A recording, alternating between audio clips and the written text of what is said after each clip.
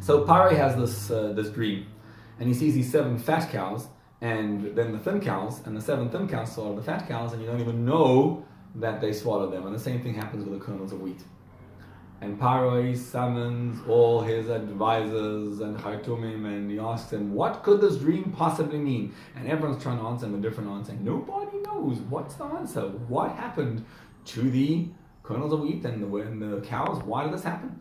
They say to me, you're going to have 7 daughters and 7 kingdoms to conquer, and all types of answers. And one guy says, you know what? There's this brilliant kid, Yosef. He's in the prison and in the dungeon. And Paro summons him, and Yosef says, I have an idea for you. Fat cows means that they actually ate. And thin cows means they didn't eat. Why 7? 7 years. And 7 good years and 7 bad years. And then the 7 things are the kernels of wheat. And then why you have the dream twice is because it's about to happen quickly.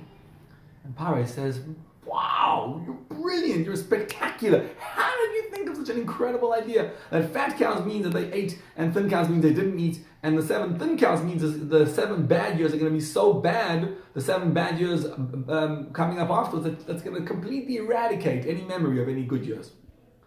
And he decides to elect Yosef as king. So, the truth, did you ever think that the pshat is that it's just a fable and a little story and a legend, and they were all just dumb, and Yosef was smart, and God made him smart in order that he should be able to answer this question? But this is the Torah, and there's got to be some depth to it. What could it mean? So here's the Hasidic point about it.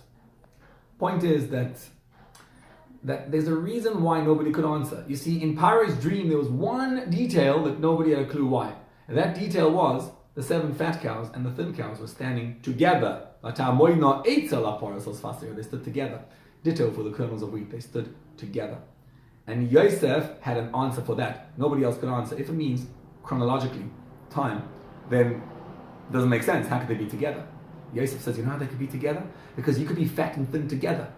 He wasn't soliciting a position. He was saying, Pare needs to find someone to gather wheat during the good years so you have it for the bad years. That means when it's good, you're feeling down. When it's down, you're feeling good, right? Because when you're collecting, knowing you won't have any money.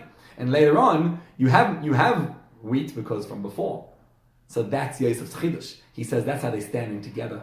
So why was Yosef able to think about this and nobody else? That's the chidush of Yosef. The power of Yosef is, unlike all his brothers, the Shvatim, he was able to combine both worlds together. He's a man who's a shepherd. His brothers are shepherds and they don't know how to deal with the world. Yosef deals with the world.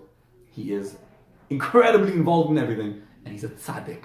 This is what's necessary for preempting the Golus. This is why the Torah tells us this. In Golus, you have to be able to have both together. You have to be a tzaddik and be able to go into Midtown Manhattan and do both together, the fat cows and the thin cows together.